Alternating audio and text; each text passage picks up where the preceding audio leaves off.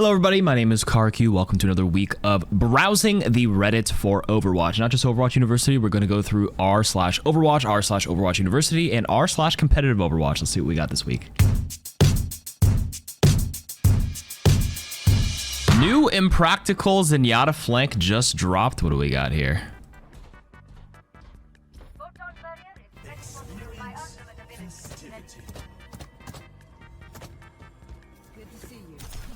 What? Oh my god, the colors were reversed. I'm so used to seeing blue as teammates and red not as enemies. God damn. Yeah, this is obviously very impractical. I did not know you can actually like glide on these rocks a little bit. What if you put like a sim TP here? Can you actually stand on this? Probably not. Does he have the double floating standing perk? Or no, that doesn't work while you're in Transcendence. Okay, realistically, a Lucio can take this path in, a Wrecking Ball. I'm trying to think of like actual practical uses and not obviously wasting your entire ultimate for it, for other heroes specifically. Maybe a Tracer triple blink can pass around here. I don't know, but hey, cool new path. Next on the main r/Overwatch subreddit, your teammates aren't that bad. And this is my teammate, 6,000 upvotes.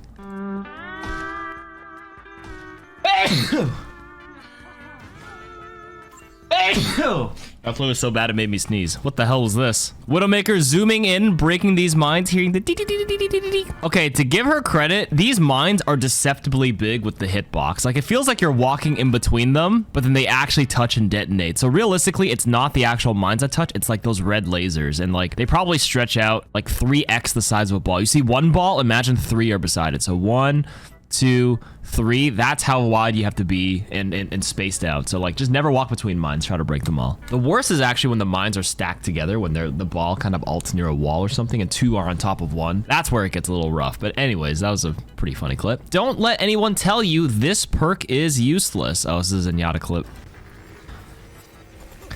Okay, who says the floating perk is useless? I actually like this perk. Look at you. Look at this guy. Floating in between the buildings here is actually kind of sweet. Oh, wait.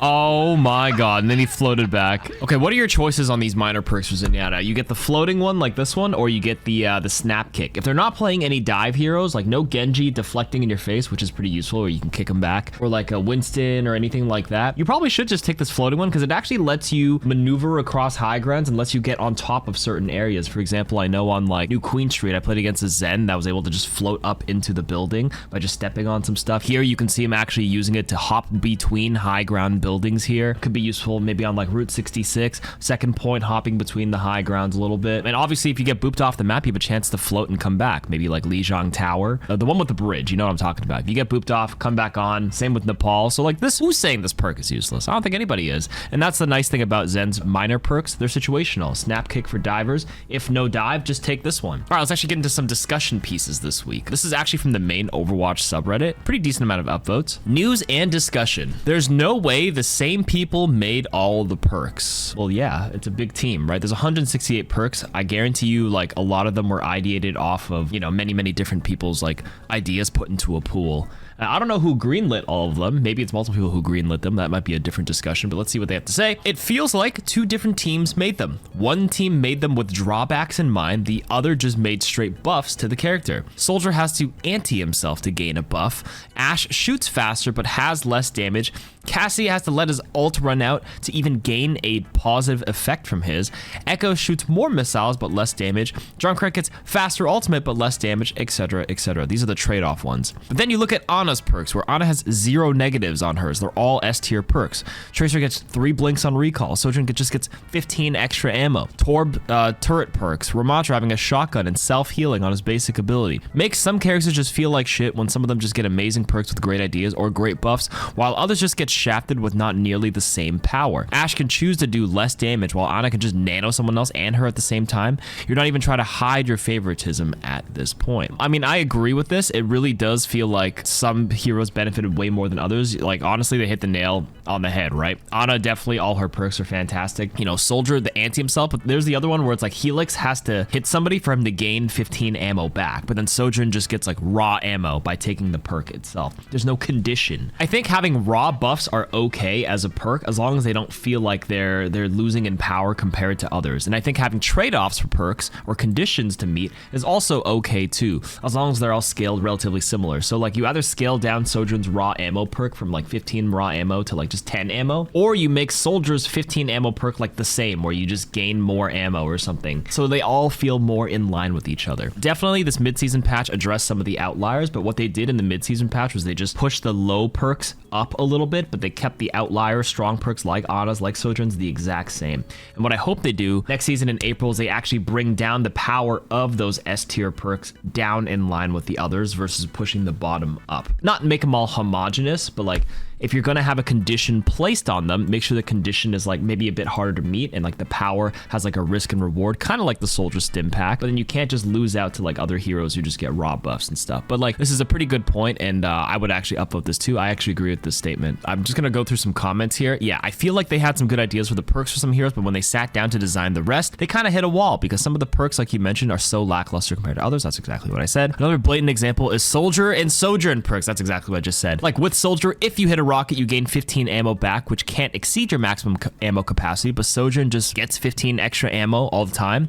And given that her railgun is tied to her primary fire, it's just a raw buff because you just get more rails more often and stuff like that. So yeah, I agree with this. Next, on the main Overwatch subreddit again, Sojourn and Zarya are straight up ruining this perks update. I understand they were going for if everyone is OP, then no one is, but come on, Sojourn was nerfed because she was absolutely broken for a long time. You just give it all back to her with a perk. Don't even get me started on the Mercy pocket.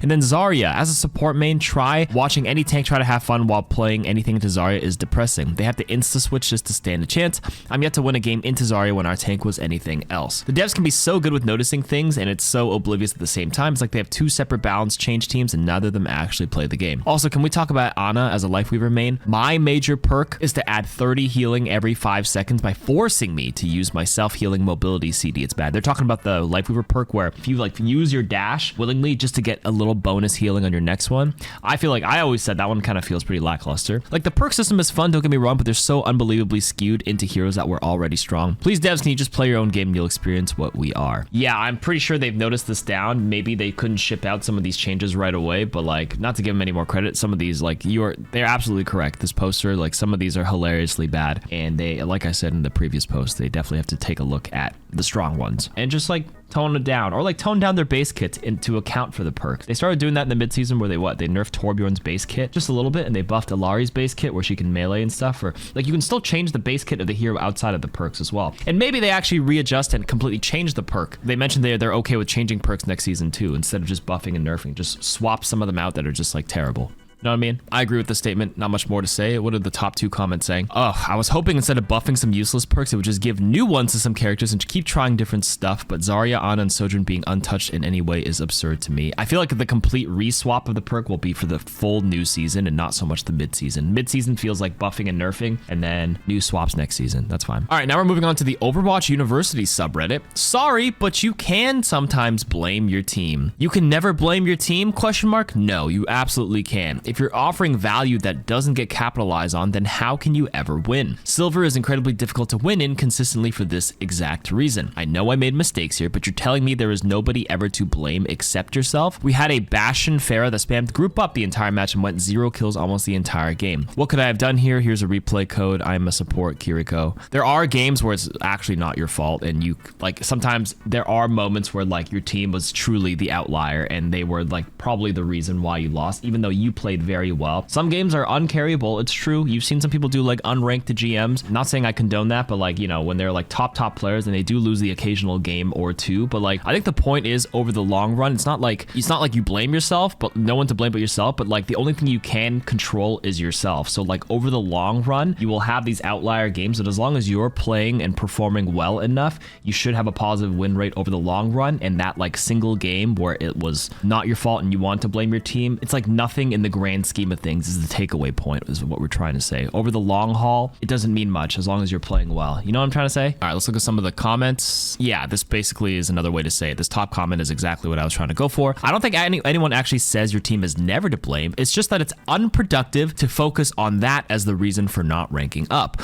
All you can do is focus on your improvement, and with enough games, you should have a positive win rate influenced by your impact and consistently giving your team the advantage. Reply, yes, this. As someone who's now Diamond 1 support on console, but still can't get out of Plat 2 to Diamond 5 and OpenQ, sometimes you just gotta take your lumps. It's annoying, but you gotta deal with it. But then it's even like, why are you queuing up for OpenQ role comp if you're unable to or unwilling to switch off your initial hero because it's being countered so bad? Yeah, like, I have nothing else to add. And then some person watched the replay and then had some things to point out. Obviously in Silver, there's more things like, you know, to worry about. There will be times where your team isn't capitalizing on that, and then what can you do in that situation? Obviously focus on your individual performance. You can also adapt and recognize your team is not capitalizing on a setup play that you're setting up, and maybe you don't go for them anymore. And the adaptability is like another key factor in climbing.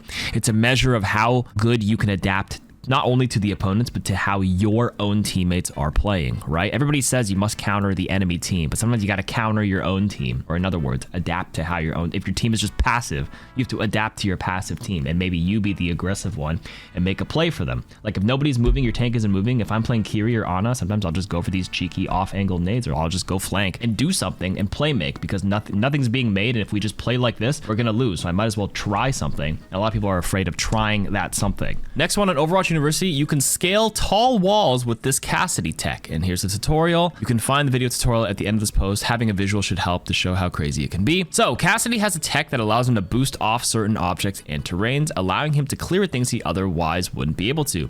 This can be used on short objects, lented terrains, and certain ledges to give Cassidy a lot of vertical momentum. I'm pretty sure this is like the combat roll, right? On top of certain angled slopes. I've seen some of them in game before. Let's see. This tech is simple to understand, but its consistency varies greatly across different spots, some of which require precise timing. To utilize his verticality, find something suitable like a short ledge or object, make sure you're close enough to touch it, and then jump and immediately roll, and depending on the spot, you can gain some crazy vertical momentum. Here are some key points. You want to jump first, then roll. Don't roll too late, and don't press both at once, although this can work occasionally, but typically it won't, so it's a bad habit.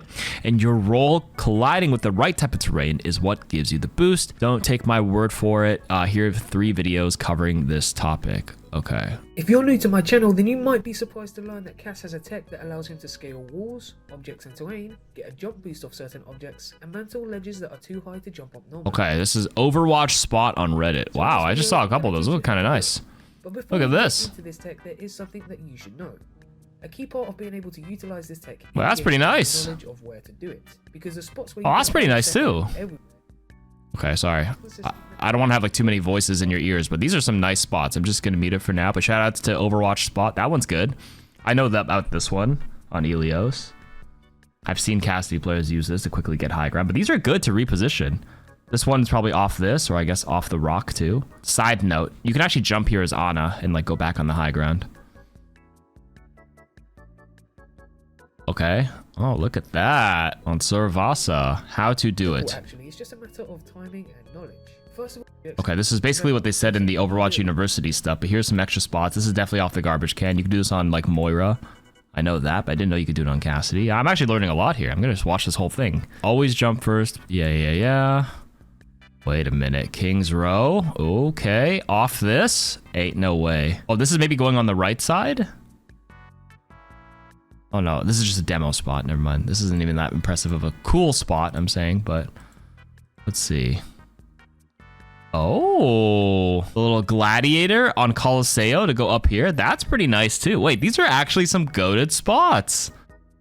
That one was another demo. Oh, there's the one under Nepal. Yes, you can do this on other heroes too. This spot I know of for Moira, so I assume this one could work for Cass. That one is nice. Holy crap. Wait, look at that. King's Row. Right on the right side here, take that high ground and then hold crouch and then go up. Route 66. Damn. Yeah, all right. Cool. We'll link this in the description. Very nice. Next one. What changes in 6v6? I played a good bit of Overwatch when this was the default, but I didn't start taking the game seriously until Overwatch 2. I really enjoy playing 5v5 and I enjoy playing comp in 6v6. Has been fun so far. It feels much more chaotic, but at the same time, there's more potential to show off good teamwork. What my question boils down to is what exactly changes in how one approaches strategy across all roles? Sorry if it's a broad question, but I can't help but feel as though there's something I might be missing as someone used to 5v5. The biggest thing is obviously the extra tank and just the extra body, which means you have less solo playmaking abilities because there's one extra person that could peel and be there. So like, for example, I play a lot of support or Ana. Like you can like shoot the enemies, but I often find myself healing my other tank more because I have two tanks to top off as often as I can, which means there's less room to go for individual offensive plays. There still is time for it, don't get me wrong, but like the windows are shorter because people are often looking for healing and you kind of have to gauge whether that's the right play or not. And if you go for a take time away from healing your two tanks and you try to go for a cheeky play and it doesn't work out, your tanks are probably dead. There's just more chaos, and I will say because 6v6 is fresh and new again, there's so many new tanks and tank combinations. People are trying new stuff right now. Like obviously if you played Overwatch 1, you would see like Winston Diva, classic dive, right? Or Ryan Zarya, or like Sigma, an old Orisa, etc., etc. But right now, people are trying weird stuff like Ramatra Mauga and Mauga Zarya. So there's a lot of new combinations, and so far in the last 3 days of playing this, it's been very scrappy. And you know what's funny is when Overwatch 2 came out in 5v5, people were saying that 5v5 felt more deathmatchy and scrappy. But that's probably because they weren't used to it early on. And I would say over time, 5v5 became a lot more tactical and strategical over the course of the last 2 years. And now 6v6 has returned. People are saying this is scrappier, but I disagree. I think when people kind of figure out what becomes like the two meta tanks and the meta duo tanks and like the meta comps, it would actually speed up, and like people will learn how to execute their dives and execute their plays and just finish up team fights a lot quicker than you'd expect. Although that being said, there's also been more evolution of immortality stuff like Kiriko Suzu's and these, you know, the nano perks. You get 2 nanos coming in for your Ana and stuff. So maybe the game has become deathmatchy, not because of the product of a 5v5 or 6v6, but because of a product of perks and new hero abilities being added to the game, and Mauga and all these other heroes having higher survivability and stuff like that. So there's still some balance to be had, tweaking some health bars and some abilities that have changed over the years. But all in all, the bigger takeaway point and what changes in 6v6 is just that extra person kind of just removes certain levels, certain strategies, and certain ways you could play the game, which is basically going off on your own because there's just another person to worry about on their end and another person you have to worry about on your end if you're a support. And if you're like a flanking tracer, like even though if you try to find that isolated Zenyatta in the 5v5, it's a lot easier because they have a 1 tank in 5v5 and they're probably playing off in the front line, so you go fight the other Zenyatta in their back line. It's pretty easy. But now when you have to deal with 2 tanks, like if you're playing, I don't know, Orisa Diva or something strange like that, in your, or Ram Diva, and the Ram is fighting off, that Diva can actually fly back and peel against the Tracer, so it's just an extra body. Next, is Tracer not just a must pick on push maps? Since the Percocet update, everybody's making these perks and Percocet up jokes. Anyways, I've yet to actually lose a push map, be it ranked or scrims, even pre-oxy. Okay, look at all these drug references. My win rate on push was absurd. I genuinely think Tracer just kind of breaks this game mode. For one, her ability to stall, push, hold, or straight up yoink the robot is ridiculous. You can't do this in any other game mode. Lose a team fight, but lose virtually no progress whatsoever. You can flip the point and controller flash, but the other team can afford to lose progress there, not on push. There's also the issue of spawns making trades vital in push, so if you lose the fight, but kill 2 or 3, you give yourself a huge advantage for the next one.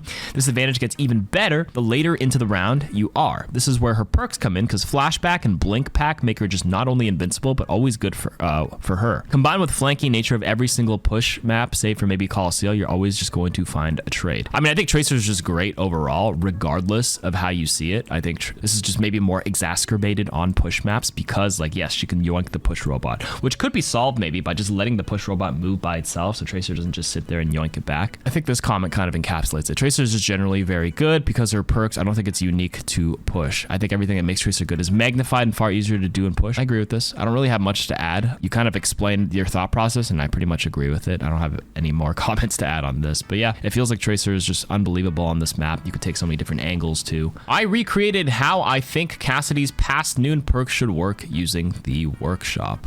What is this? Oh, is this the one where you gain... Okay, so the past noon perk is the one where you gain, it just got buffed to 40% of your ult charge if you let the whole high noon expire. And the way creator Sammy is say so, that's a workshop creator, I recognize the name. They're saying like if you pop your high noon, you actually start regaining ult charge, and if you cancel it preemptively, you save how much you retained depending on how long you held it, which is actually a nice way to do it, because I think this perk is ass because you have to let it fully expire to get the benefit. But if you decide to fire it, the perk is pretty much useless. This is a good way to do it. This makes a lot more sense. I think they should relook at Cassidy's perks and probably change that one. This is a really good example. I like it. Okay, last one. Why are Plat or Diamond Annas always training their legs? This title. I've been VOD reviewing a few games post-rank reset to get a feel for how they are playing out, and something I noticed is that a ridiculous number of Ana players are always jumping if they are not scoped in. It has honestly distracted me a ton. They even do it when shooting their sleep darts. I legitimately spent time following just the Ana POV and counting the jumps they often go, and it goes into the hundreds of jumps. I feel like it is oftentimes getting them launched further by CC or getting picked by headshots. As far as I can tell, this is an Ana only issue too. I haven't noticed this on any other support, not even Zen. Sometimes this player will swap off Ana and they magically stop jumping. It's reached the point where if I were told to guess the SR of a lobby, first thing I'd do is to check the Ana hop counter. Has anybody else noticed this? I noticed the opposite. People just like jumping in this game, even though it adds no real like movement speed benefit unless you are doing like a propelling like boost, such as like a rocket jump boost with like Zarya and stuff. You don't move any faster jumping. That being said, it just like probably just feels good. It's like one of those, like, the right word, a tick? I don't know, but you're right though. Jumping like all the time like puts yourself in like a very predictable parabolic pattern a lot of times for like a tracer to track you. Makes you easy to get headshot if you jump a lot. One thing that is useful for Ana for jumping is to jump and then do a quick scope, because normally when you quick scope, you get your movement speed hindered when you scope in, right? But you can minimize that by already starting the jump and then carrying that momentum, so you do your quick scope in the air as you're falling down, so you're not like feeling the movement penalty as much. That's the only practical use case. But yeah, you probably should not be jumping as often. It's probably just a very bad habit that players should probably remove. I remember watching, I think, Jonak play Ana. Jonak's like one of the top Korean players in the world. He barely jumps. He's like very grounded when he plays, very disciplined. This is not even just a Plat Diamond problem. I mean, I do it all the time too. It's just a bad habit we got to get rid of. So